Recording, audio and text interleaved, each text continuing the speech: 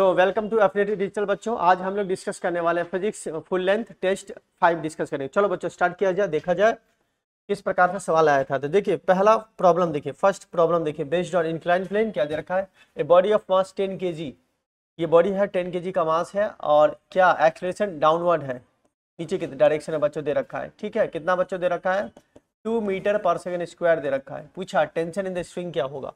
तो बच्चों इसका अगर फ्री बॉडी डायग्राम बनाएंगे तो इस डायरेक्शन में बच्चा लो, इस डायरेक्शन क्या होगा, टेंशन होगा, इस डायरेक्शन क्या होगा, एम जी साइन थीटा होगा। तो बच्चों क्या लिखना है आपको, net force is equal to M G sine theta minus T is equal to M into A. बस इसको सॉल्व करेंगे तो यहाँ से रिजल्ट देखने को आएगा। नाउ देखिए क्या दे रखा है, M G sine theta minus T is equal to M into A. Now sine value put करेंगे, सो टी निकालना था, टी इज इक्वल टू यहाँ पे वैल्यू पुट किया गया मास, साइन थीटा का वैल्यू पुट किया गया है एम इंटू जी 100।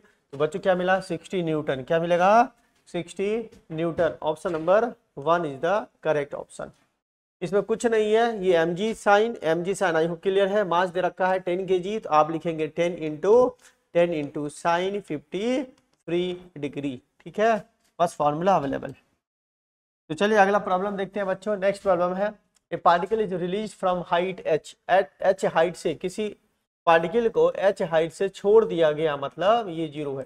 ठीक है, सर्टेन हाइट पे kinetic energy is 4 times it's potential energy, the height and the speed of the particle at that instant. ठीक है, तो देखिए क्या दे रखा है, ये फिगर अवेलेबल है यहाँ देखिए बच्चों। तो यहाँ पर एक पार्टिकल को इस हाइट से छोड़ दिया गया है, ये हाइट पे है ना, तो यहाँ पे क्या है, यहाँ पे जीरो है।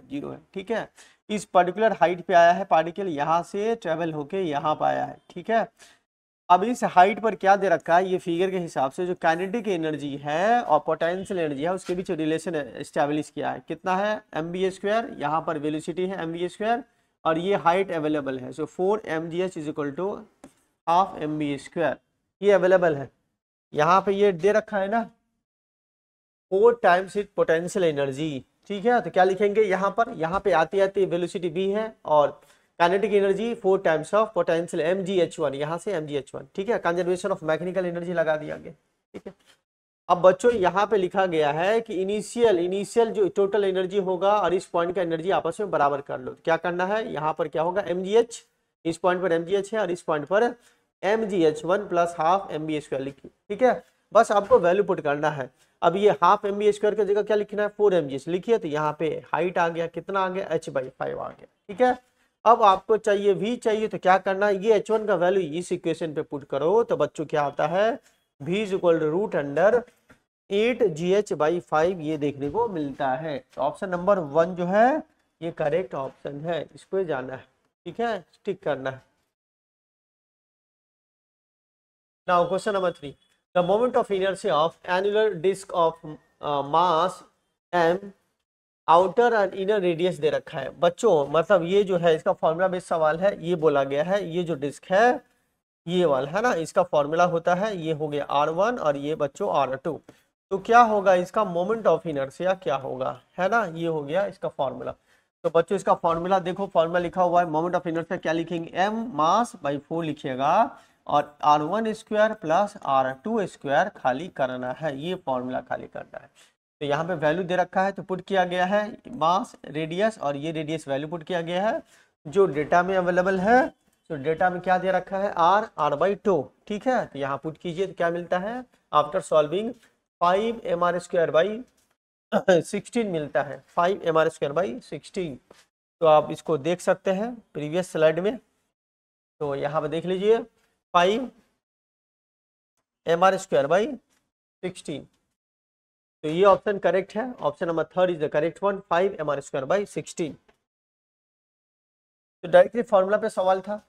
Now question number 4, if earth suddenly stop rotating then the weight of an object of mass at the equator. देखिए अगर अर्थ का रोटेशन स्टॉप हो जाएगा तो ऑब्वियस बात है बच्चों, अगर अर्थ जो है ये रोटेशन अपना स्टॉप कर दे, ओमेगा 0 हो जाएगा, तो क्या होगा, तो क्या होगा जो वेट है वो इक्वेटर पे सबसे ज्यादा इंक्रीज होगा बाई m⍵²r। तो ये ऑप्शन पे जाना है, इसको टिक कर देना। ये फॉर्मूला बेस्ड प्रॉब्लम था, फॉर्मूला आई होप आपको याद होगा।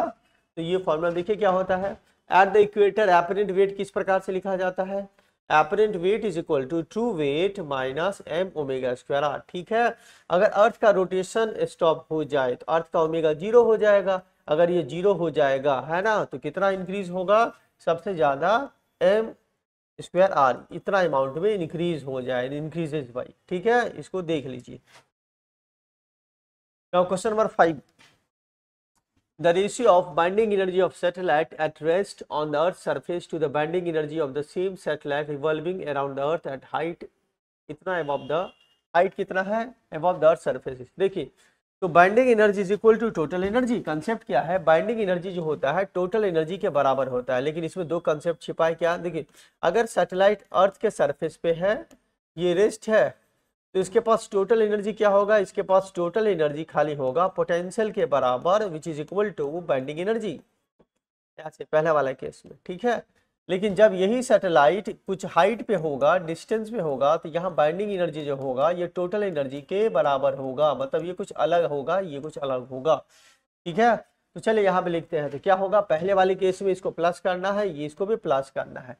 तो पहले वाले केस में टोटल एनर्जी बाइंडिंग एनर्जी के बराबर होता है, तो क्या लिखेंगे, जी एम एम क्यू, क्योंकि यहाँ पर ये दे रखा है सैटेलाइट कहाँ पे है, सरफेस पे है ना, तो बाइंडिंग एनर्जी आपको ये देखने को मिलेगा जी एम बाई आर, ऐसे लिखिए। ठीक है, रेस्ट में।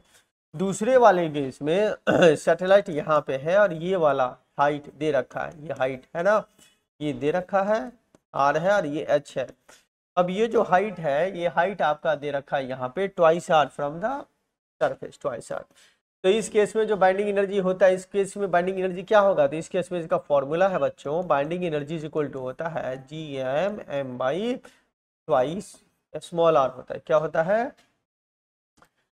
स्मॉल आर होता है। स्मॉल आर का मतलब होता है कि सेंटर से सैटेलाइट का डिस्टेंस या ऑर्बिट, ऑर्बिट ये लिखो। ठीक है, अब अगर हम कैलकुलेशन करेंगे तो जी एम एम सेम होगा, लेकिन इसके जगह क्या आ जाएगा यहाँ से, तो ये कितना है, आर प्लस एक थ्राइस आर होगा। अगर आप दोनों का रेशियो निकालते हैं तो कितना आता है, 6:1 देखने को मिलता है, 6:1। तो अच्छा सवाल था ये, ऑप्शन नंबर 1 जो है करेक्ट है। Now question number 6, the ratio of hydraulic stress to corresponding strain. तो बच्चों जो हाइड्रोलिक स्ट्रेस और डिवाइडेड बाय हाइड्रोलिक स्ट्रेन, इसको बोलते हैं bulk modulus. According to the formula, according to the theory, क्या होता है, ये बल्क मॉडुलस के बराबर है। किसके बराबर है, बल्क मॉडुलस। तो जाना है, इस पे टिक करना है। ठीक है, बल्क मॉडुलस इसका करेक्ट आंसर है, bulk modulus. Now question number 7 पे चलते हैं। Two spherical raindrops with radii in the ratio 1:3 falls from a great height through the atmosphere. The ratio of their momenta after they have attained terminal velocity. Yes, ये पूछा है कि अगर दो rain drop यहाँ से फॉल हो रहा है, ठीक है, तो कभी ना कभी टर्मिनल वेलोसिटी अटेंड करेगा। तो टर्मिनल वेलोसिटी का बच्चों यहाँ पर जिक्र है कि टर्मिनल वेलोसिटी गेन किया है, तो अब क्या उनका मोमेंटम क्या होगा, तो सिंपल कहानी ऐसे लिखेंगे, momentum is equal to M into terminal. ये चीज आप लिख लीजिए। अब ट्रिक क्या है, ट्रिक क्या है कि दोनों का खाली क्या दे रखा है, रेडियस है बस। अब बताइए, खाली रेडियस से काम थोड़े ना चलेगा, आपको मास को रेडियस में लिखना होगा। तो यहाँ पे ट्रिक लगा दीजिए। हम जानते हैं कि टर्मिनल वेलोसिटी रेडियस के प्रोपोर्शनल होता है, स्क्वायर होता है। अब मास कैसे लिखना है, तो मास लिखना है 4/3 पाई आर क्यूब इंटू ई, रो लिख दीजिए। ठीक है, तो बच्चों यहीं से आ जाएगा फॉर्मूला। चलो यहाँ से फॉर्मूला जो आ जाएगा, तो यहाँ से क्या आ गया, टर्मिनल वेलोसिटी क्या लिखा हुआ है, आर स्क्वायर होगा, और मास में क्या आ गया, mass is proportional to R cube आ गया। इसका मतलब मोमेंटम है एम इंटू वी टी, तो पी प्रोपोर्शनल होगा एक आर क्यूब, एक हो गया आर स्क्वायर। तो मोमेंटम लिख देना है R5, बस ये फॉर्मूला पे वैल्यू पुट कर देना है। तो यही तो फॉर्मूला होगा बच्चा लोग। तो क्या लिखना है, P1/P2 is equal to R1/R2 का 5 लिखिए। अब 5 जब लिखेंगे तो 1/3 का अब यहाँ 5 आएगा, जो कि क्या आएगा 1 2 4 3 देखने को मिलने वाला है। तो चलिए option number 1 is the correct one, option number 1 correct है। Now question number 8, question number 8 में बच्चों दे रखा है a black body of area, area दे रखा है, देखो area 4 temperature 500, time 2 second, sigma is given. पूछा कि कितना एनर्जी रेडिएट किया है, 2 सेकेंड में कितना एनर्जी रेडिएट किया है। तो फॉर्मूला क्या होता है, फॉर्मूला होता है, सेकेंड में पूछा ना बच्चा, तो क्या लिखेंगे आप लिखेंगे सिग्मा ए T4 इंटू टी। बस आपको वैल्यू पुट करना है सिग्मा का, एरिया का, टेम्परेचर का और टाइम का। तो अगर हम वैल्यू पुट करते हैं, देखिए अवेलेबल है ना, वैल्यू पुट करो, एरिया को पुट करो, मीटर में लिखो, इसको लिखो, सॉल्व करने के बाद कितना आता है 2.84 आता है। क्या था बच्चा 2.84। बस इसको देखना है, ऑप्शन नंबर 3 जो है ये करेक्ट है।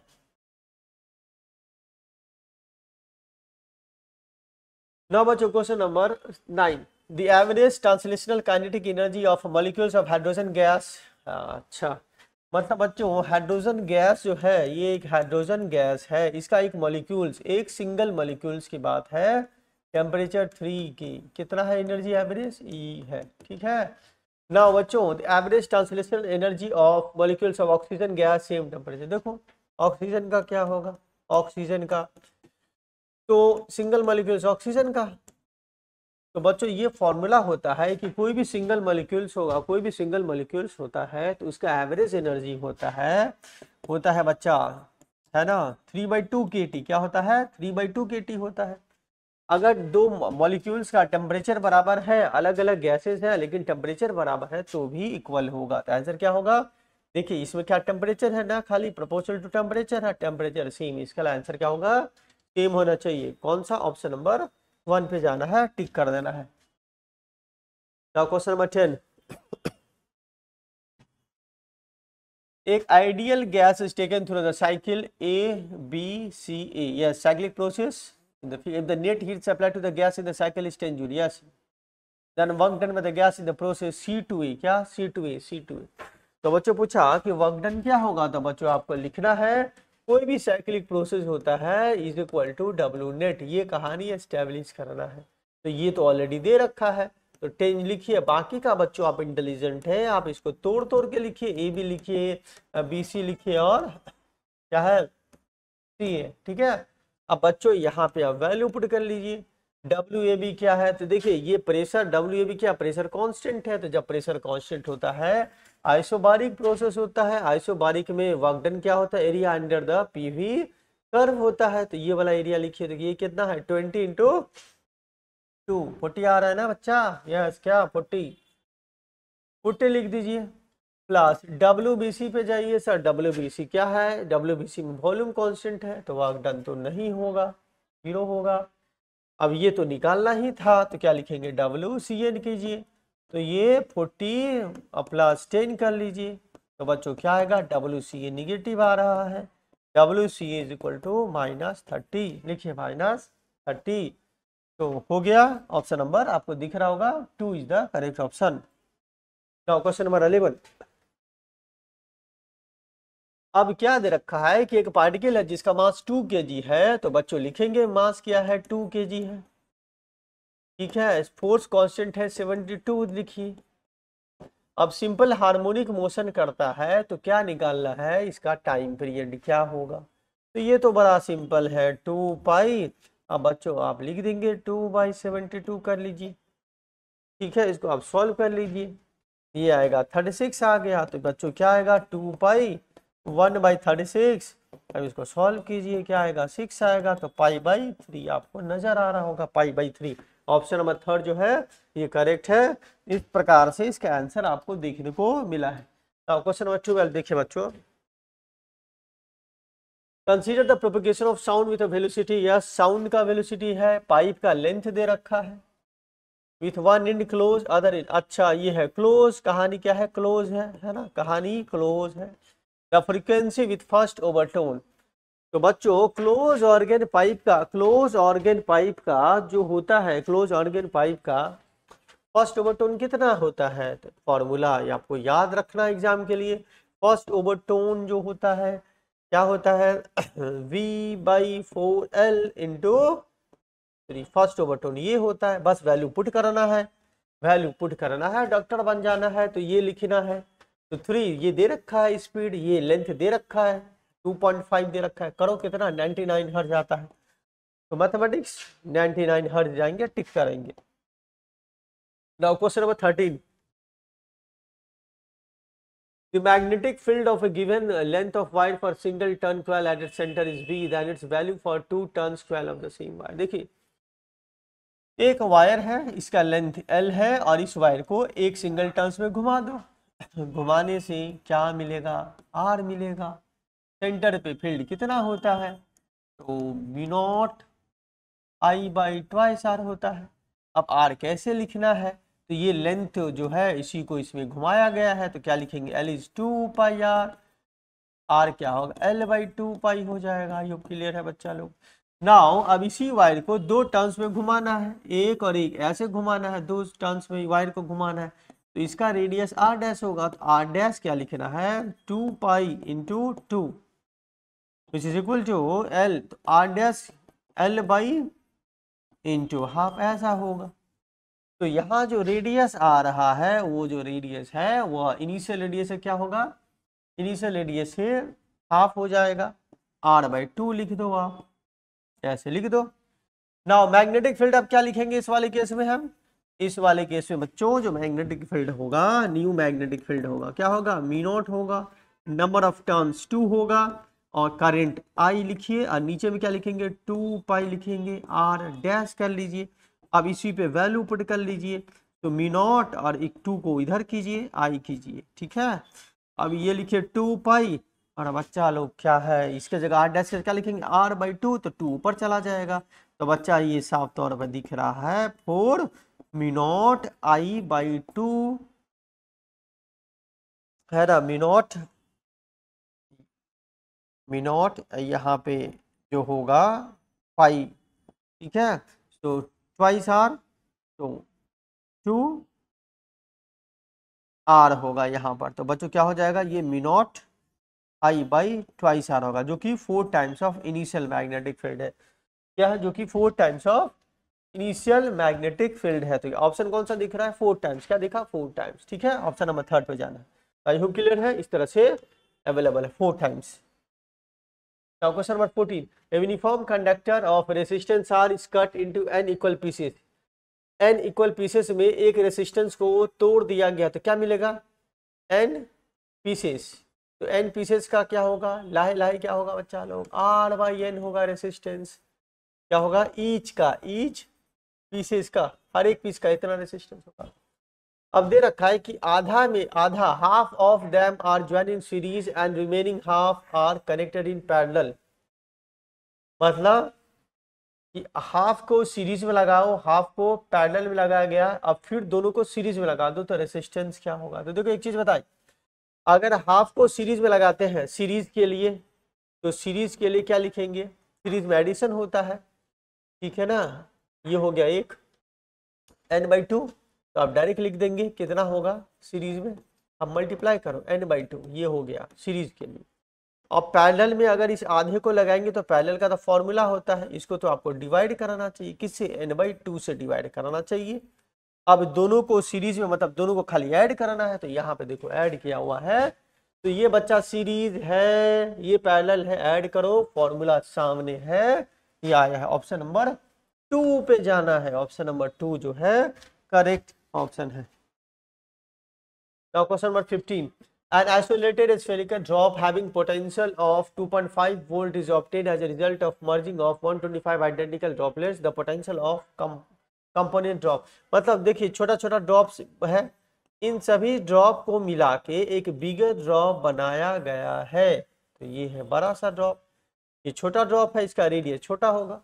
अभी कितना है 125 ड्रॉप से इसको बनाया गया है 125। तो पूछा है कि एक ड्रॉप का पोटेंशियल क्या होगा अगर बिगर वाले का पोटेंशियल है 2.5 volt.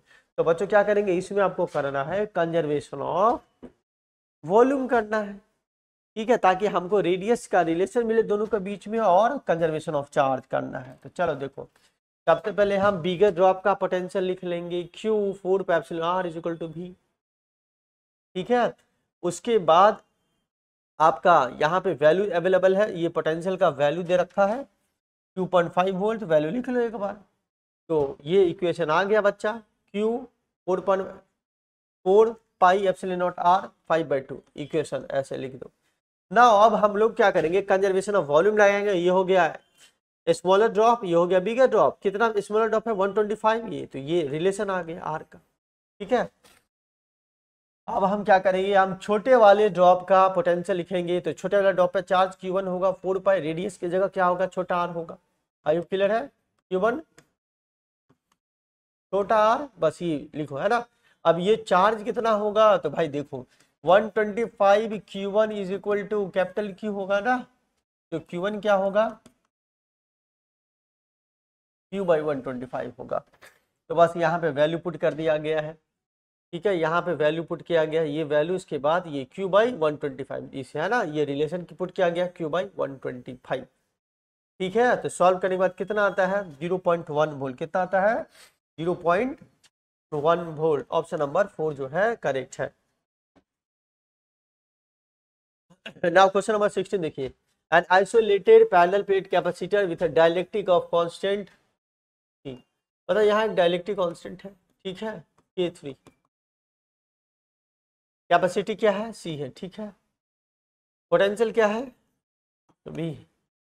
The dielectric slab slowly remove from the between and then reinserted. मतलब देखो बच्चों, देख रखा है जो डाइलेक्ट्रिक स्लैब है इसको पहले निकाल लिया गया है, फिर बाद में लगा दिया गया, फिर बाद में।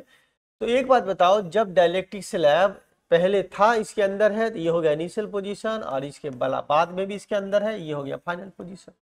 इसका मतलब इनिशियल कॉन्फ़िगरेशन में और फाइनल कॉन्फ़िगरेशन में कोई अंतर नहीं है। इसका मतलब दोनों केसेस में जो पोटेंशियल एनर्जी है बराबर है। इसका मतलब वर्क डन क्या होता है, वर्क डन होता है change in potential energy, energy initial minus final, ये बराबर है चूंकि, तो जीरो होगा। आंसर क्या होगा, जीरो लिखेंगे।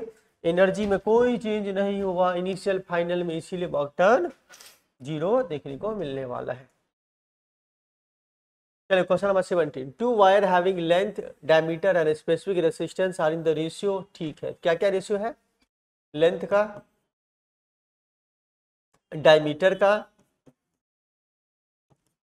और रेसिस्टेंस का।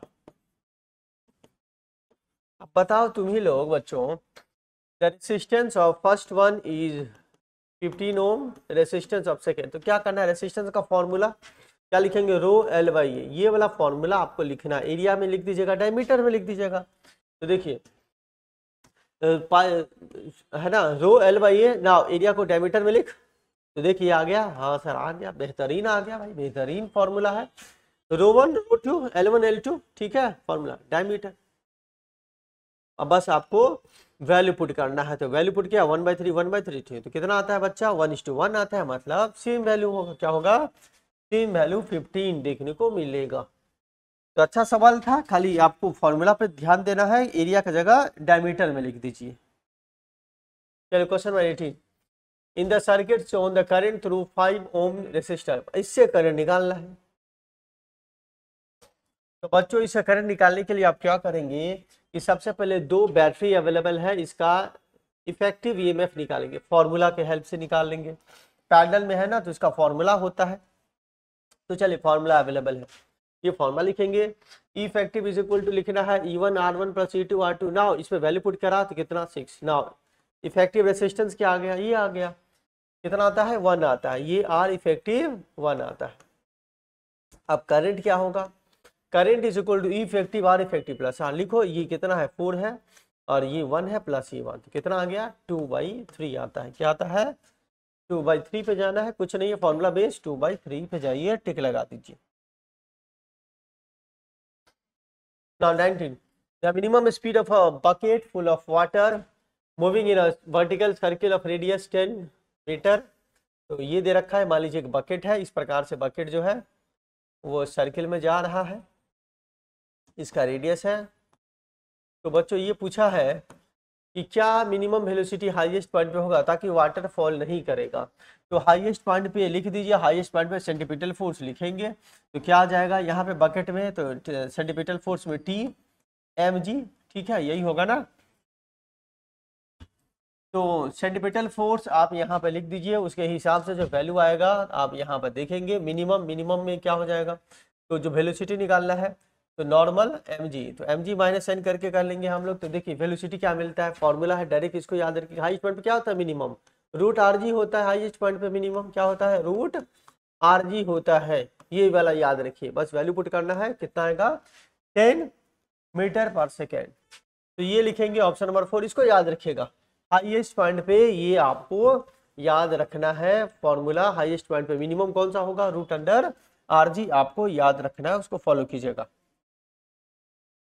चलो question number 20, a conducting wire carrying current I is arrange. अच्छा यहाँ पे देखो ये वायर है, इस प्रकार से पूछा है कि मैग्नेटिक फील्ड क्या होगा। देखो तो मैग्नेटिक फील्ड इसके वजह से नहीं होगा, इसके वजह से नहीं होगा, इसके वजह से होगा। तो किसी आर के वजह से क्या होता है, mu naught I 4 pi R theta, बस ये फॉर्मूला लगा दो, ठीक है। और थीटा क्या है, थीटा बच्चों आप जानते ही हैं, है ना। थीटा क्या है यहाँ पर पाई/3 है, ये लिख दीजिए। अब देखिए दोनों में डायरेक्शन देखिए, ये डायरेक्शन क्या है, ये डायरेक्शन है क्लॉकवाइज, तो मैग्नेटिक फील्ड जो होगा इनसाइड होगा। ये डायरेक्शन एंटी क्लॉकवाइज, तो आपको माइनस करना पड़ेगा। क्या करना पड़ेगा आपको, यहाँ पर माइनस करके लिखना पड़ेगा। तो देखो वही लिखा हुआ है, P1 माइनस P2 करो, तो म्यू नॉट आई 2 पाई, पाई/3 इंटू 2 पाई लिखो। तो पहला वाले केस में आएगा म्यू नॉट आई, सेकेंड वाले केस में आएगा B2 आएगा, ये वाला कितना आएगा B2 mu naught I by 18, ठीक है। सेकेंड वाले केस में ये आएगा, बस इसको माइनस कर लो, तो कितना रिजल्ट मिलता है, म्यू नॉट आई बाई 36 और म्यू नॉट आई बाई 36। और ऑप्शन नंबर 3 पे जाना है, टिक करना है। Question number 21, what is angular momentum of an electron in Bohr's hydrogen atom whose energy. हाँ मतलब ये दे रखा है कि अगर एनर्जी किसी ऑर्बिट में है 3.4 तो क्या एंगुलर मोमेंटम होगा। तो एक काम करो, एनर्जी का फॉर्मूला देख लो, क्या था, -13.6 डिवाइडेड बाय n स्क्वायर होता है। इस फॉर्मूले से हम सबसे पहले ऑर्बिट का नेचर निकालेंगे, तो फॉर्मूला लिख लेंगे। ये फॉर्मूला होता है 3.4 13.6, तो यहाँ से क्या आ गया, ऑर्बिट कौन सा मिला, सेकेंड ऑर्बिट मिला है। तो सेकेंड ऑर्बिट में एंगुलर मोमेंटम क्या होता है, mvr होता है। तो बस लिखेंगे यहाँ पे 2 लिख दीजिए, 2 कैंसिल कीजिए, क्या आ गया h/पाई आ गया, क्या आ गया h/पाई। ऑप्शन नंबर 1 जो है ये करेक्ट ऑप्शन नजर आ रहा है। नाउ क्वेश्चन नंबर 22, अब 22 में क्या दे रखा है, a uniform magnetic field points vertically up and slowly changed in magnitude. अच्छा एक मैग्नेटिक फील्ड है जो वर्टिकल डायरेक्शन में है और वह धीरे धीरे चेंज हो रहा है, but not in direction, direction में नहीं चेंज हो रहा है। सो मैग्नेटिक फील्ड क्या दे रखा है, ये दे रखा है, is the time a conducting ring of radius and resistance r is perpendicular to the magnetic field and is inside the induced electric field in the ring at it। तो देखो magnetic field change हो रहा तो कुछ नहीं करना, आपको क्या निकालना है, इंड्यूस करंट क्या होगा। तो इंड्यूस करंट का फॉर्मूला क्या होता है, इंड्यूस्ड ईएमएफ बाय रेसिस्टेंस होता है। अब ये लिख दीजिए d∅/dt कर लीजिएगा, ठीक है। अब इसको कैसे निकालेंगे, कौन सा बेस्ट तरीका है, तो आई होप आप सिंपल लिखिए, d/dt क्या लिखेंगे, b/a करो, एरिया को बाहर निकाल दो, dB/dt। चलो ये फॉर्मूला आई होप क्लियर है, इस फॉर्मूले को लगाएंगे, एरिया dB/dt बन जाएगा। तो देखिए फ्लक्स नाउ d∅/dt, अगेन ये आ गया समझ में, ये मिला हमको इतना। नाउ 2 सेकंड पे यहाँ वैल्यू पुट करेंगे, इंड्यूस्ड ईएमएफ कितना होगा, टी के जगह आ जाएगा, यहाँ पे वैल्यू पुट किया है ना, तो ये हमको मिला है 2 सेकंड पे। नाउ करंट क्या होता है, इंड्यूस्ड ईएमएफ बाय आर, तो आंसर क्या होगा 4πr² α/r, option number 3, third option पे जाना है और टिक कर देना। Now question number 23, the equation of EMF in AC circuit is given by yes equation, what is the minimum time taken for the EMF to change to, मतलब पूछा कि यहाँ से यहाँ तक आने में समय क्या होगा। तो बच्चों इक्वेशन दे रखा है, तो ओमेगा कितना है 50 पाई है। अब यहाँ से यहाँ आने में समय कितना लगा, तो यहाँ से यहाँ जाने में कितना लगता है t/4 लगता है, यहाँ से यहाँ कितना t/4, तो यहाँ से यहाँ आने में समय कितना लगा t/2 लगा। तो बस ये आंसर लिख दो। तो t क्या लिखना है, 2π/ω लिखो, 2π/50 पाई करो, कैंसिल करो, खत्म करो, सो 1/25 करो, तो 1/50 आता है, सो t/2 क्या हो जाएगा 1/50 पे जाओ। इतना समय के बाद आपको देखने को मिलेगा, इतना समय के बाद देखने को मिलेगा। Now question number 24, ray of light travelling through raider medium, या कोई ray of light raider medium से जा रहा है स्मॉल एंगल पे ग्लास स्लैब से, और रिफ्रैक्शन के बाद स्पीड हो गया है by 30% the angle of deviation. अच्छा, तो रिफ्रैक्शन का केस है, रिफ्रैक्शन का केस है, इस प्रकार से रिफ्रैक्शन के केस में जा रहा है, ऐसा कुछ जा रहा है, ठीक है, ये दे रखा है। तो बच्चों आपको क्या करना है, आपको यहाँ से लिखना है कि क्या होगा, द एंगल ऑफ डेविएशन क्या होगा, तो ये तो सिंपल है, डेल्टा क्या लिखना है, आई माइनस आर, बस ये आपको करना है। अब स्नेल्स लॉ क्या सिखाता है, स्नेल्स लॉ सिखाता है sine I mu one is equal to mu two into sine R. तो ये तो एयर है, तो sine I by sine R is equal to mu, ये फॉर्मूला लगा लेंगे हम लोग, ठीक है। लेकिन इन टर्म्स ऑफ वेलोसिटी भी जानते हैं कि वेलोसिटी में अगर हम चाहें तो इसको लिख सकते हैं, तो वेलोसिटी में अगर लिखना चाहें तो वेलोसिटी में म्यू और वेलोसिटी इन्वर्सली होता है, तो आपको लिखना पड़ेगा यहाँ पर first medium by second medium, ठीक है, इसका हेल्प लेके बना लेते हैं। तो स्नेल्स लॉ के हिसाब से बच्चा ये लिखेंगे, क्या लिखना है, sine I by sine R is equal to first medium by second medium velocity is equal to mu, clear है। नाउ एंगल छोटा है, now for small angle sine I is equal to I लिखा जाता है, small angle R is equal to R, लिख दो I by R, so 1 by, अब ये V1 V2 का रिलेशन क्या, 30% डिक्रीज हुआ, इसका मतलब V2 क्या हो गया, V2 हो गया V1 1 माइनस 30/100 हो गया है, ठीक है ना, आई होप क्लियर है, कैंसिल कर, तो V2 is equal to V1 क्या आएगा, तो यहाँ से आएगा 7/10 आएगा, तो ठीक है, तो V1 बाई V2 क्या मिलेगा, 1/7/10, आई होप क्लियर है, ये चीज देख लो। तो ये यहाँ पे लिख दिया गया है, ठीक है, ये आ गया बच्चा, ये रिलेशन आ गया। तो आर कितना आ गया, आर लिखना है in terms of incidence angle 7i/10, तो डेविएशन क्या होगा, कितना होगा 3i/10, क्या आ गया 3i/10, ऑप्शन नंबर 2 पे जाना है, 3i/10 आपको ऑप्शन दिखा है। Now question number 25, a person wants a real image of his own face 2 times in large. अच्छा, रियल इमेज है, देखो रियल इमेज में मैग्निफिकेशन क्या होता है, नेगेटिव होता है, तो बस याद रखेंगे -2 real. Where should he stand in front of concave mirror, concave mirror, ये कहाँ पे ये खड़ा होगा, यू निकालना है। रेडियस ऑफ कर्वेचर दे रखा है 40, तो बच्चों अगर रेडियस ऑफ कर्वेचर दे रखा है तो फोकल लेंथ क्या होगा, माइनस क्या होगा, -20, ठीक है। तो चलो इसको निकाल लिया जाए, तो देखो क्या दे रखा है, रियल इमेज है, तो मैग्निफिकेशन यहाँ से लिखेंगे, मैग्निफिकेशन क्या -v/u, ठीक है, कैंसिल करो, ये आ गया समझ में हमको, v is equal to 2 times u लिखिए। अकॉर्डिंग टू मिरर फॉर्मूला आप जानते हैं 1/v plus 1/u equal to 1/f। Now focal length दे रखा है, ये वैल्यू पुट करेंगे v इज गिवन 2 टाइम्स, ठीक है। अब कैलकुलेट करो तो आफ्टर कैलकुलेशन कितना मिलता है, -30 सेंटीमीटर, ठीक है, -30 सेंटीमीटर हमको देखने को मिलता है। तो रिजल्ट लिखिए 30 सेंटीमीटर, आप टिक कर लो। Now in Young's double slit experiment the phase difference between the waves reaching the fourth bright fringe. अच्छा, तो फोर्थ जहाँ पे यंग्स एक्सपेरिमेंट में जैसे यहाँ पे फोर्थ ब्राइट फ्रिंज बना है, तो यहाँ पे क्या होगा, फेज डिफरेंस क्या होगा। तो बच्चों जहाँ जहाँ कंस्ट्रक्टिव इंटरफेरेंस होता है क्या होता है, 2πn होता है, ठीक है। तो अब यहाँ वैल्यू पुट करो, n का मतलब 1 हो गया, फर्स्ट हो गया, तो इसका मतलब फोर्थ के लिए कितना हो जाएगा, तो फोर्थ के लिए होगा 2π × 4 कर लो, तो इसमें कुछ करना ही नहीं, 8π आएगा, कितना आएगा 8π, क्या मिला 8π, आई क्लियर है, 8π हमको देखने को मिला है। अब बच्चों हम लोग देखेंगे इन सिंगल स्लिट डिफ्रैक्शन, ए दे रखा है, डी दे रखा है, distance of second dark banned from the central maxima is the wavelength of the light. तो डायरेक्ट फॉर्मूला पे जाएंगे, distance of second dark banned from centre, तो डार्क बैंड का जो डिस्टेंस होता है वह होता है n/d λ/a, ये फॉर्मूला पुट करना है, ठीक है। तो यहाँ से आ जाएगा, तो वही फॉर्मूला है, n λ/d मतलब a है, यहाँ पर ये जो दे रखा है, तो बस वैल्यू पुट करो, ये पुट करो, लैम्डा निकाल लो, तो आफ्टर सॉल्विंग 5600 एंगस्ट्रॉम देखने को मिलता है। इस ऑप्शन में जाओ, option number 3।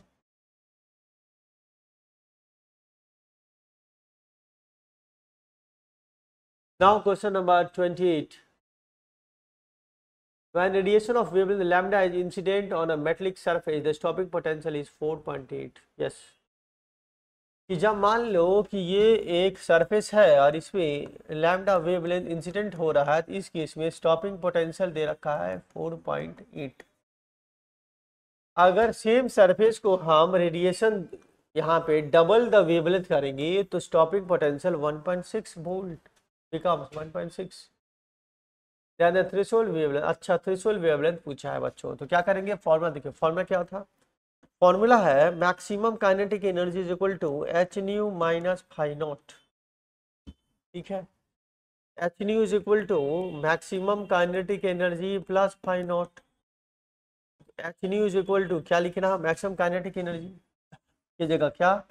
Stopping potential plus phi naught. ये फॉर्मूला यहाँ पे यूज करेंगे हम। ठीक है, तो देखो is equal to this value. Now ये फॉर्मूला लिखना है, तो H C by lambda phi naught plus 4.8। Now second case में क्या दे रखा है ना? सेकेंड केस में तो H C by two lambda, H C two lambda equal to phi naught plus 1.6। ठीक है, हमको क्या चाहिए? हमको चाहिए लैम्डा नोट चाहिए। क्या चाहिए? लैम्डा नोट चाहिए। इसके लिए हम क्या करेंगे? देखो ये 4.8 है, ये 1.6 है, इसके लिए इसको हमको भगाना है, तो क्या करेंगे? इसको मल्टीप्लाई करेंगे हम 3 से, 4.8 हो जाएगा। इसको मल्टीप्लाई करो, मल्टीप्लाई करने के बाद यहाँ पे हम डिफरेंस निकाल लेंगे, तो हमको यहाँ से आ जाएगा ये वाला चीज़, इसको है ना, इसको माइनस करेंगे तो क्या आ जाएगा? ये लैम्डा नॉट। तो लैम्डा नॉट की जगह आप जानते हैं ये वैल्यू पुट करेंगे। लैम्डा नॉट क्या होता है? एच सी बाई, है ना, phi naught H C by lambda naught होता है। तो क्या मिलेगा यहाँ से? 4 लैम्डा। क्या आएगा? 4 लैम्डा। ऑप्शन नंबर 4 देखने को मिला है, 4 लैम्डा। दो इक्वेशन अवेलेबल है। ठीक है, इन दोनों से आपको क्या करना? माइनस नहीं करना है, आपको 3 से मल्टीप्लाई कर देना है। इसको 3 से मल्टीप्लाई करना है, तो ये 3 टाइम्स हो जाएगा। अब जाके फिर माइनस करना है। ठीक है ना, अब ये हो गया इक्वेशन नंबर 1। इक्वेशन नंबर 2, अब इसको 1 वाले को इससे माइनस करो, ये खत्म हो जाएगा, फाइव नॉट में आ जाएगा। 2 फाइव नॉट, देखो ये क्या है?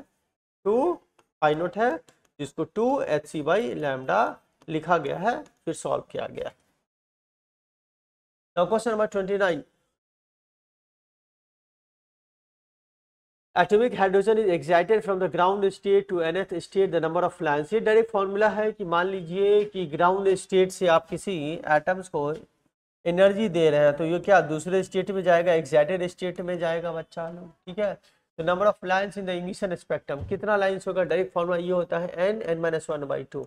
तो इसको याद रखें, इसमें फॉर्मूला है, कुछ है नहीं, इसको याद रखें। Now question number 30. In a PN junction solar cell, the value of photoelectromotive force produced by monochromatic light is proportional to। तो बच्चों क्या होता है सोलर सेल में? सोलर सेल क्या होता है? ये पीएन जंक्शन होता है, ये पीएन जंक्शन होता है। तो इसमें पूछा कि जो वोल्टेज डेवलप होता है वो किस पे डिपेंड करता है? आंसर है कि जितना अधिक से अधिक फोटोन इस पे फॉल करेगा, उतना अधिक से अधिक क्या होगा? पेयर ऑफ इलेक्ट्रॉन्स और होल्स बनेगा, जिसके वजह से वोल्टेज डेवलप होगा, जिसके वजह से वोल्टेज डेवलप होगा। तो आंसर क्या लिखेंगे? वोल्टेज ये नहीं, ये गलत है। किस पे डिपेंड करता है? Intensity of light. यस, अगर इंटेंसिटी ऑफ लाइट ज़्यादा होगा तो फोटोन ज़्यादा होगा। अगर फोटोन ज़्यादा होगा, जिसके वजह से लार्ज नंबर ऑफ पेयर्स बनेगा, किसका बनेगा? इलेक्ट्रॉन्स और होल्स का, जिसके वजह से वोल्टेज ज़्यादा देखने को मिलेगा। ठीक है, तो इलेक्ट्रोमोटिव फोर्स ज़्यादा होगा। Option number 3। तो क्वेश्चन नंबर 31। एक फ्रेम अवेलेबल है, एक फ्रेम CDEF,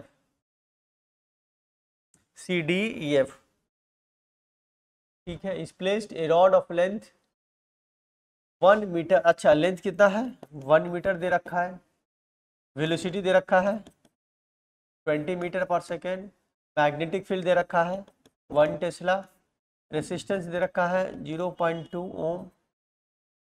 ठीक है, आपसे पूछा द पावर कितना होगा? इस रॉड को चलाने में कितना पावर होगा? इस रॉड को चलाने में कितना पावर आपको लगने वाला है ना, है ना, इस रॉड को चलाने में कितना? तो इसका बच्चों फॉर्मूला होता है, इस रॉड का फॉर्मूला डायरेक्ट इसको याद रखेंगे, पावर का फॉर्मूला होता है, इसमें कि इस पावर का क्या फॉर्मूला होता है, B square L square B square by R, ये फॉर्मूला होता है, इसको याद रखेंगे। अब यहाँ पे b का वैल्यू पुट करो, 1 है ना, सब 1 है, 1 ये 1 है, 1 का स्क्वायर, ये भी 1 है, 1 का स्क्वायर 20 है, और रेसिस्टेंस दे रखा है, तो रेसिस्टेंस 0.2 है, तो 0.2 पुट कीजिए। सॉल्विंग के बाद कितना आता है, 2 किलोवाट, क्या आता है 2 किलोवाट, इस पर टिक कीजिए। तो डायरेक्ट फॉर्मूला है, इसको आपको याद रखना चाहिए। Now 32 in Boolean expression which gate is expressed, अच्छा कौन सा गेट को ऐसे रिप्रेजेंट करते हैं अलजेब्रिक फॉर्म में, है ना, इस एक्सप्रेशन में। तो आंसर है ये होता है, किसके लिए होता है, जॉर गेट के लिए, है ना। तो इसको याद रखेंगे डायरेक्ट आप, अगर इस तरह का एक्सप्रेशन आएगा y is equal to A dot B bar plus A bar dot B bar, तो ये क्या होता है, जॉर गेट देखने को मिलता है। Now question number 33. So the current flow through the 2 kilo ohm resistance in a given circuit. अच्छा ये जो सर्किट है इसमें क्या करंट जा रहा है, इससे करंट क्या जा रहा है। तो बच्चों ये डायोड है तो ये दिख रहा होगा बच्चा, ये प्लस है माइनस है, तो ये तो काम खत्म होगा, रिवर्स बायस होगी, ये फॉरवर्ड बायस होगा। तो टोटल जो रेसिस्टेंस है कितना आएगा, 3 किलो ओम रेसिस्टेंस मिला है, वोल्टेज कितना है 9 है, तो करंट क्या होगा 9/3 होगा, कैंसिल करो क्या मिलेगा 3 मिली एम्पियर मिलेगा, क्या मिलेगा 3 मिली एम्पियर देखने को मिला है। ठीक है, ऑप्शन नंबर 3।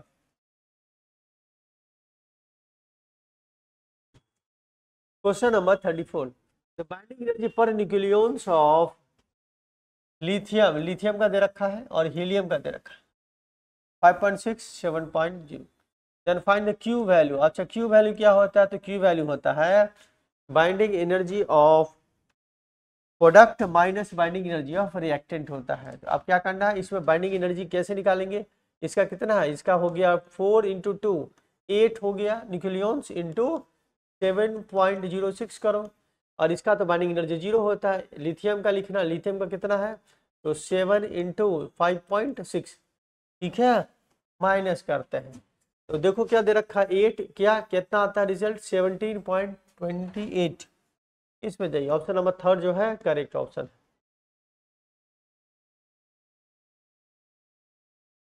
क्वेश्चन नंबर 35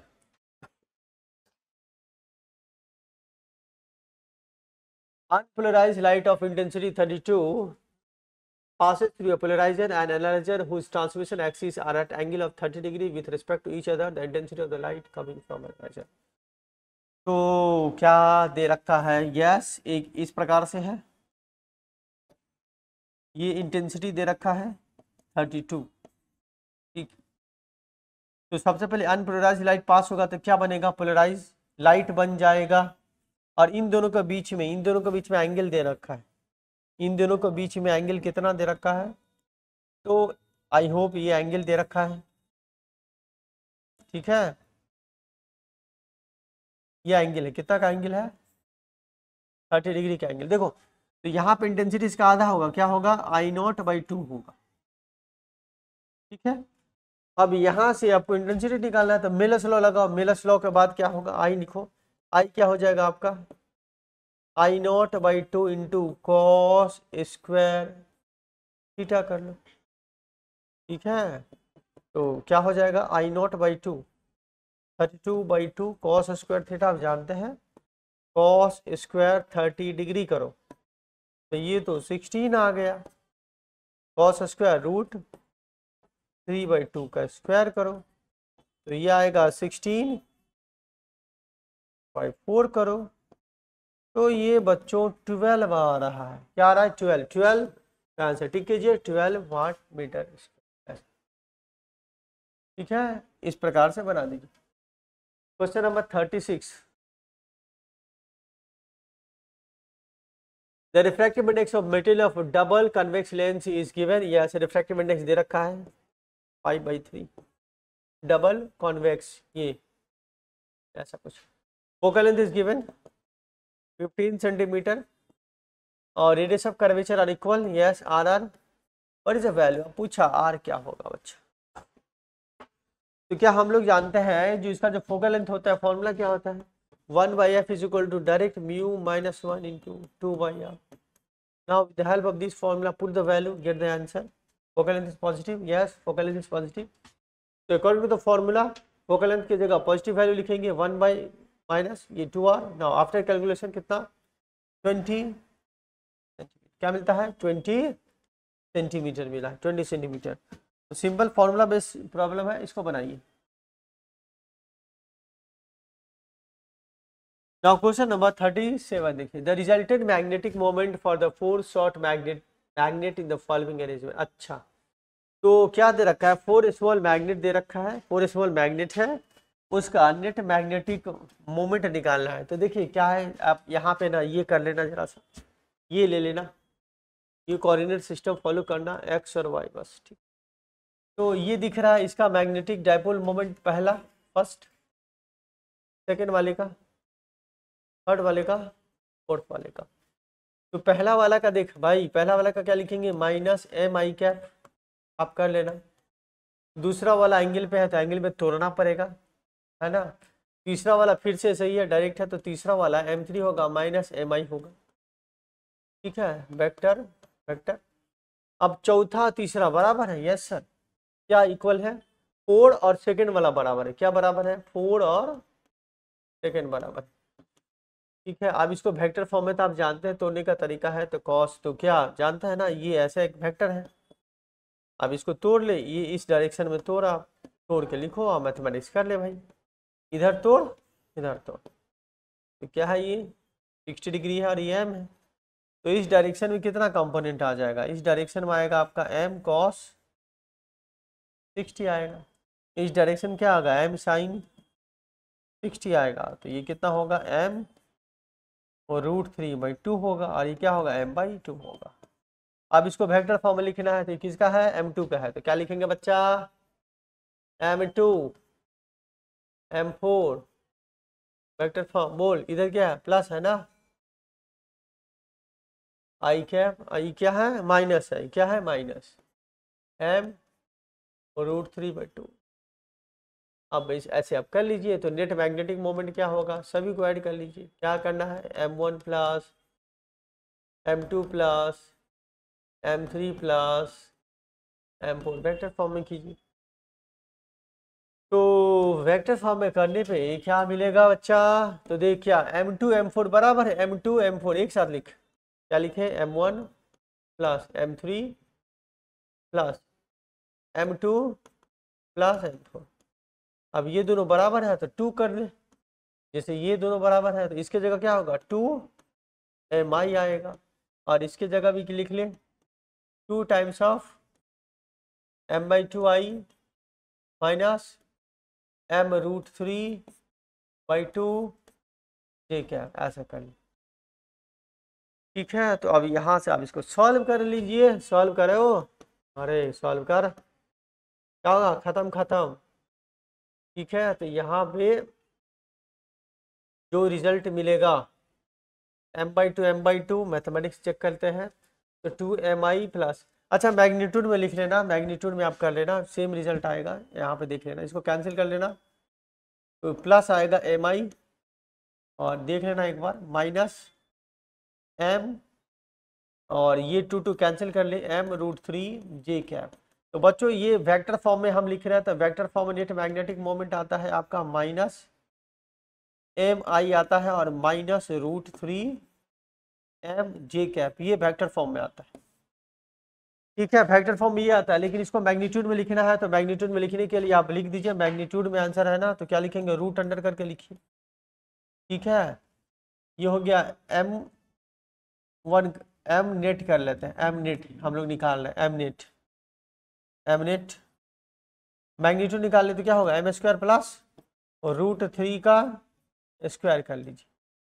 तो देखने को मिलेगा आपका 2m. तो ऑप्शन नंबर 2 पे जाइए. ये क्या आता है ट्वाइस m, हम लोग को देखने को मिला है ट्वाइस m.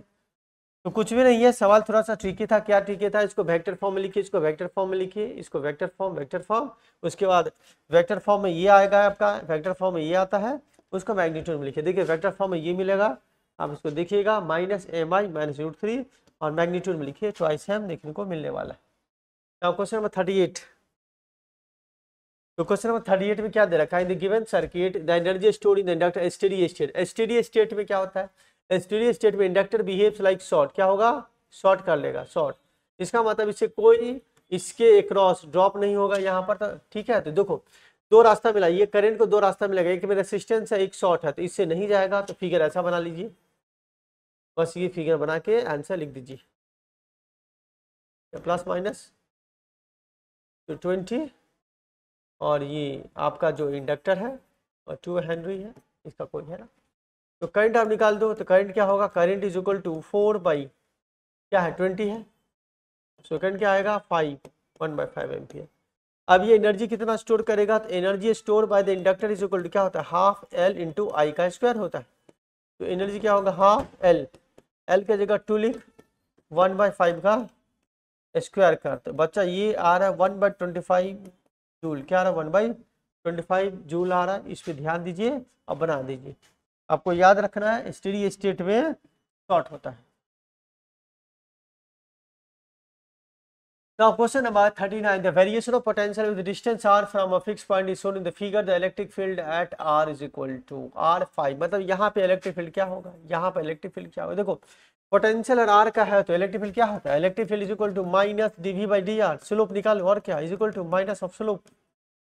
अगर आप मैग्नीट्यूड चाहते हैं तो डायरेक्ट लिख दीजिए, इसमें क्या है स्लोप का मैग्नीट्यूड लिख आंसर बना दीजिए ना। स्लोप क्या दिखा, तो भाई स्लोप दिखा ये वाला दिखा, तो ये और ये दिखा, तो क्या दिखा 2 दिखा 5 दिखा, तो आंसर क्या होगा 5/2। तो कितना लिखेंगे 2.5 वोल्ट पर मीटर, डायरेक्ट जाइए 2.5 और टिक कर लीजिए, क्या टिक करना है 2.5। चलो क्वेश्चन नंबर 40।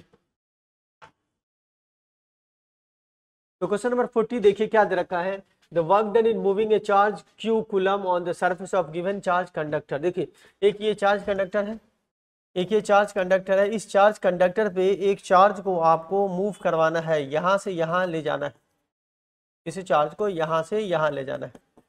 तो यहाँ से यहाँ ले जाने में कितना वर्क डन होगा, तो वर्क डन का फॉर्मूला क्या होता है बच्चों, Q इंटू डेल्टा V। लेकिन charge conductor is example of equi potential, क्या होता है इक्वी पोटेंशियल होता है। तो आप क्या बोलेंगे, दोनों का पोटेंशियल आपस में बराबर है, इसीलिए वर्क डन क्या होगा, जीरो होगा। क्यों जीरो होगा, क्योंकि दोनों पॉइंट का पोटेंशियल क्या है, V1 is equal to V2, zero. Answer क्या लिखेंगे, zero. Option number 4 is the best result.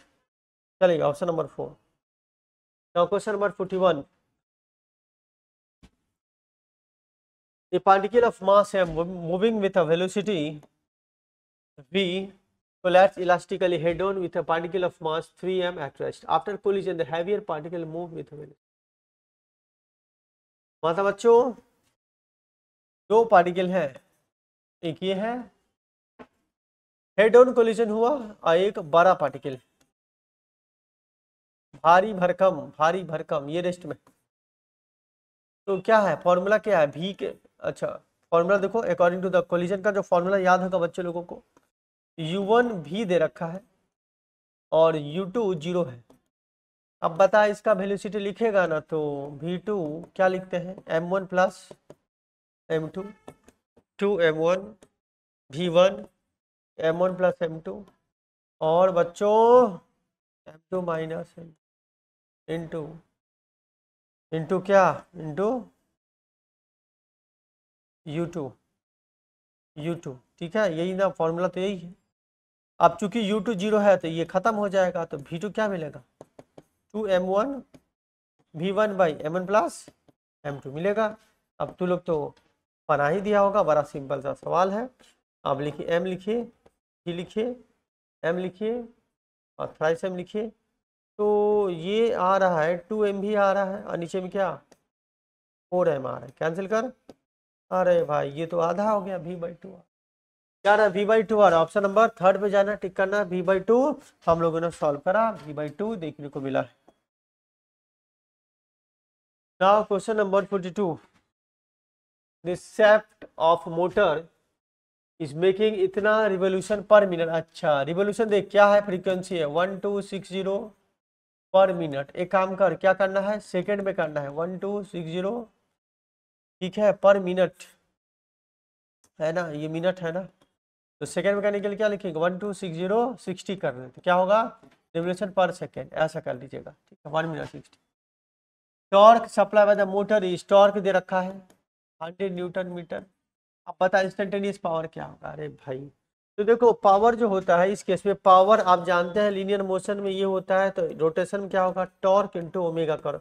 और ओमेगा कैसे लिखना है, ओमेगा लिखना है 2πf लिखना है, और फ्रीक्वेंसी दे रखा है तो बना दे बस, देख 2πf 60 इतना आ गया, मल्टीप्लाई कर टाउ ओमेगा, मल्टीप्लाई करो कितना आता है 13.2 किलोवाट, 13.2 किलोवाट। जाओ और टिक कर लो, कुछ नहीं है आपसे बन गया है। चलिए question number 43। A particle is undergoing simple harmonic whose displacement equation is given y equal to 5 sin 10t minus 5c. The minimum time after which the kinetic energy of the particle will be maximum. देखिए पूछा है एक particle है जो simple harmonic motion करता है, और ये पूछा उसका इक्वेशन भी दे रखा है, उसका इक्वेशन दे रखा है y is equal to 5 sin 10t minus pi by 6। अब बच्चों ये पूछा है कि मिनिमम टाइम क्या होगा, वह मिनिमम टाइम क्या होगा जब काइनेटिक एनर्जी मैक्सिमम होगा। तो काइनेटिक एनर्जी मैक्सिमम कहाँ होता है, तो काइनेटिक एनर्जी मैक्सिमम होता है मीन पोजीशन पे। तो बस मीन पोजीशन मतलब y को जीरो कर, y जीरो कर जल्दी से, तो 5 sin 10t minus pi by 6 is equal to 0। अब ये वाला चीज अब लिख, तो 10t माइनस पाई बाय 6 ये एंगल का कौन कौन सा वैल्यू हो सकता है बच्चा लोग, कौन कौन सा वैल्यू हो वो, 0 डिग्री हो वो, पाई हो वो, होगा ना बच्चा, अरे 2 पाई हो वो, इस प्रकार से हो वो ना। मिनिमम समय के लिए क्या करेंगे, 10t minus pi by 6 is equal to 0 करो, तो 10t is equal to pi by 6 कर, तो time is equal to t is equal to pi by 60 second, pi by 60 second आ रहा है। तो पाई बाई 60 सेकेंड आप लिखेंगे और डॉक्टर बन जाएंगे, ये वाला। तो एक अच्छा सवाल था। तो जब इस तरह का सवाल आएगा कि पूछा जाएगा कि क्या होगा मिनिमम टाइम क्या होगा जहां पर काइनेटिक एनर्जी मैक्सिमम होगा, तो जो इक्वेशन होगा उसको इक्वल टू 0 कीजिए, मीन पोजीशन में होता है, वहां से अलग अलग वैल्यू एंगल का आएगा, 0 डिग्री ले लीजिए और 0 पे बना दीजिए मिनिमम समय के लिए, ठीक है ऑलरेडी। चल क्वेश्चन नंबर 44। अब क्वेश्चन नंबर 44 क्या कहता है, a person swims at 135 degree to the current of river. अच्छा भाई तो फिगर बना ले, जो रिवर है वह रिवर का फ्लो ऐसे जा रहा है, अब पर्सन जो है वह 135 डिग्री पे जा रहा है। The ratio of person speed still water to river water, ठीक है, रीचेज डायरेक्टली अपोजिट पॉइंट। मतलब देखो पर्सन जो है ऐसे गया है, जंप किया है, परंतु पर्सन एक्चुअल ये है उसका, और ये यहाँ से पर्सन यहाँ पे आया है, डायरेक्टली यहाँ पे आया है, यहाँ ए से बी डायरेक्टली। तो भाई इस केस में आपने कितना बार सीखा है, कितना बार पढ़ा है, पढ़ा है कि नहीं पढ़ा है, पढ़ा तो जरूर होगा, ठीक है। ये एंगल 90, तो ये एंगल कितना है, टोटल है 135, टोटल क्या है 135 है, तो बच्चा ये वाला एंगल होगा 45 डिग्री, क्या होगा 45 डिग्री, ठीक है ना। तो देखिए जब इस तरह से दे रखा ये है 135 डिग्री, तो ये 45 डिग्री होगा। अब ये कॉमन बात है बच्चा कि अगर पर्सन यहाँ जंप किया और यहाँ पहुंचा, इसका मतलब ड्रिफ्ट जीरो है, इसका मतलब ड्रिफ्ट जीरो। तो ड्रिफ्ट जीरो का केस में क्या होगा, रिवर का वेलोसिटी आप तुरंत लिखेंगे, velocity of river is balanced bye ये कंपोनेंट ऑफ मैन वेलोसिटी, क्या होगा VMR कॉस या साइन, VMR साइन 45 डिग्री, क्या लिखेंगे VMR, ये हो वो VMR साइन 45 डिग्री, ठीक है। अब लिखिए VMR साइन 45 डिग्री, बस इसको बैलेंस कर लीजिए, तो क्या लिखेंगे VMR साइन 45 डिग्री। तो ये क्या पूछा, the ratio of person is still water, yes यही तो स्टिल वाटर का है, तो river VMR by VR 1 by sine 45 degree is equal to √2:1। तो ऑप्शन तो यही दिख रहा है, √2:1, ऑप्शन नंबर 2 बच्चों दिख रहा है, option number 2 is our correct option, option number 2 is our correct option. चलिए क्वेश्चन नंबर 45। तो बच्चों क्वेश्चन नंबर 45 देखिए, a force of 25 newton act on a body. ठीक है, एक बॉडी बना लेते हैं। ठीक है बच्चा, हाँ सर ठीक तो है। इस पे इधर फोर्स लगा है 25 न्यूटन का फोर्स लगा है इधर, है ना। कितना समय के लिए लगा है? 0.2 सेकेंड के लिए लगा। And force of act for opposite direction, yes इधर एक फोर्स लगा दीजिए। 70 न्यूटन का फोर्स लगा है, 0.1 सेकेंड पे लगा है। इतना समय के लिए लगा, इतना टाइम के लिए लगा है, T2 टाइम के लिए लगा है। ठीक है, तो पूछा कि final speed of the body is 5 metre per second, the mass of the body. अच्छा, इसका मास निकालना है, और अगर फाइनल गति जो स्पीड है 5 मीटर पर सेकंड। अच्छा एक बात बताओ, बॉडी पे दो फोर्स लगा है, दोनों फोर्स का अलग अलग इंपल्स होगा, दोनों मिलाकर क्या लिखेंगे? Resultant impulse equal to change in linear momentum. बस कर दे, इसको मल्टीप्लाई कर, उसको मल्टीप्लाई कर, और m इंटू भी कर फाइनल, क्योंकि रेस्ट में है। ठीक है, तो आप इसको कर लीजिए आराम से। तो मैथमेटिक्स, तो देखो, तो टोटल यहाँ पे क्या निकालेंगे? इंपल्स निकालेंगे, चेंज इन मोमेंटम लिखो, तो इंपल्स क्या होगा? 25 into 0.2 minus 70 into opposite direction minus, ठीक है, अपोजिट डायरेक्शन में जाएगा, हाइयर फोर्स के डायरेक्शन में जाएगा, इंपल्स के डायरेक्शन में। ठीक है, तो ये कितना आता है? 2/5। क्या आएगा? 2/5, 0.4। ठीक है, 0.4 kg, 0.4 kg आएगा। आप इसको लिख दीजिए 0.4। क्लियर है? माइनस करना पड़ेगा। चलो क्वेश्चन नंबर 46 देखो। क्वेश्चन नंबर 46 में बच्चों सीखना है, shape of liquid meniscus inside a narrow tube depends on, yes ये जो शेप होता है, कॉनकेव हो या कॉन्वेक्स हो, ये जो मिनिस्कस ये किस पे डिपेंड करता है? ये डिपेंड करता है, यस नेचर ऑफ मटेरियल पे डिपेंड करता है कि कौन सा मटेरियल है, और डिपेंड करता है लिक्विड पे भी डिपेंड करता है। किस पे? The nature of both, yes ये वाला होगा best answer, liquid and material of tube. तो ऑप्शन नंबर 3 पे जाना है, उसको टिक करना है, both liquid and material of the tube पे डिपेंड करता है। क्वेश्चन नंबर 47 पे चल रहा है।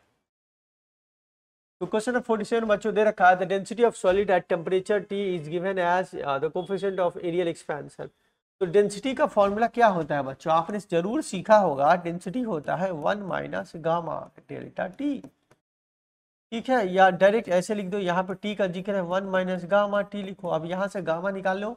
अब गामा क्या होता है? गामा होता है 3 टाइम्स ऑफ अल्फा होता है, तो अल्फा निकाल लो, गामा बाई 3 करो, और बीटा कर लेना, बीटा क्या होगा? 2 टाइम्स ऑफ अल्फा कर लेना। बस ये टेक्निक आपको फॉलो अप करना है।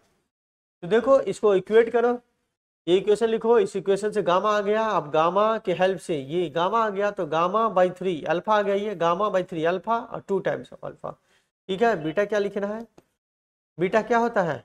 2 टाइम्स ऑफ अल्फा होता है, तो क्या लिखना है? 2 times of alpha.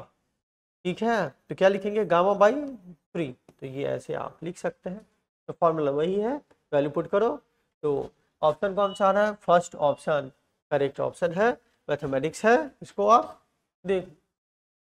Question number 48 पे चलते हैं बच्चों।